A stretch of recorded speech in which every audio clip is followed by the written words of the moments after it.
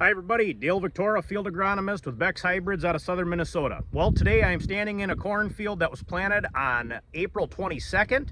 So when we think about it, today we are sitting at May 24th. We've been in the ground for over a month now. And just doing a follow-up on this field, checking out how our stand is, the general overall uniformity and health of this corn crop.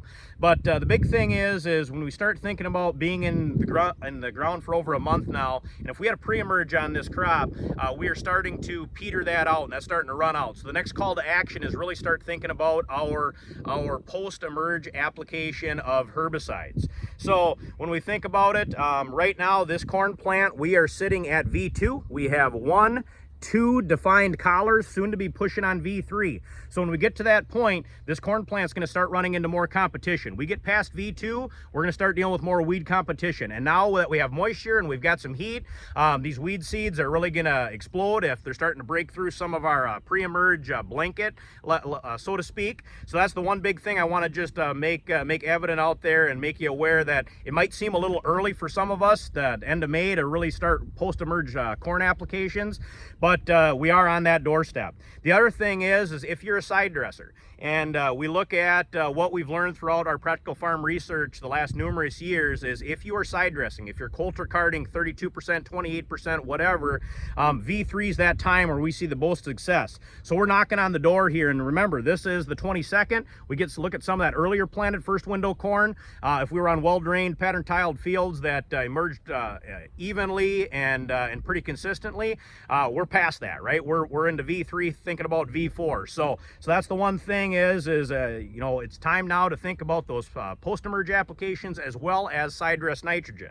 The other thing I just want to mention is when we start thinking about our post-emerge application, look into our PFR data. We can start thinking about what else can we add to the tank. Do we look at that, you know, we get into that V4, V5 time frame, are we looking at maybe some sugars, maybe some stimulants, maybe some micronutrient packages to add with that pass? It's kind of that ride along. Some really good data there, so make sure to check that out. And I think in a lot of these cases where we've had more stress on some of these seedlings, I think it's beneficial to think about some of those applications. The other thing is right now it's a great time to do an evaluation of your planter and to really see, did we achieve what we were targeting? Okay, we think about seeding depth, spacing, right? We can see the spacing and see how well we did, singulation, but then we also want to think about seeding depth. So when we think about this corn plant right here, we can still dig it up, we can find that seed, and we go ahead and we measure this mesocotyl right here. So from the base of that seed up to that bump, I'm going to call it, where those nodal roots are. Right there, we measure that, and then we add 3/4 of an inch, and that will tell us what our seeding depth was. So in this instance here, I measured it. We're at 1 1/4 inches. We add 3/4 of an inch. We are at a 2-inch planting depth, and that's kind of what was targeted. So we're in a pretty good spot there. The other thing I just want to mention is right now we're at V2, and then some of these fields we're pushing into that V3, in some cases V4. We are transitioning. We're passing that baton off from the seedling reserves to these nodal roots. So one thing you might notice is you might start seeing some off colors in some fields, maybe some soil type changes, higher residue areas, and you start seeing more of this yellowing flash and sporadic look.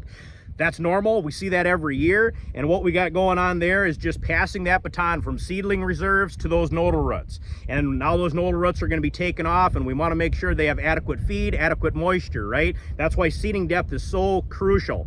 But now I love this time of year that we can actually get a good grasp on how well we did and give ourselves a grade as far as did we achieve what we wanted to achieve. So those are some things I wanted to just talk about today. So proactiveness is going to be key this year, is thinking about herbicides and as well as your nutritional management going forward, and try to get this thing off to the best start as we can. So we definitely know we had some challenges this spring, and we stressed this crop a little bit more, but there's still things we can do in season to enhance it. So that's all I had for you today.